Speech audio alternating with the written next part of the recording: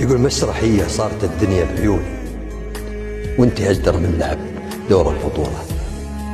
يا ملاك الحب عفوا يا جنوني، لو سمحت بخاطري شيء بقوله، بسألك وشلون خابت بك ظنوني، وكيف آلت عشرتي معك بسهولة، وليه كنتي توصفي حالك بدون مثل وادي ينتظر تجري سيوله.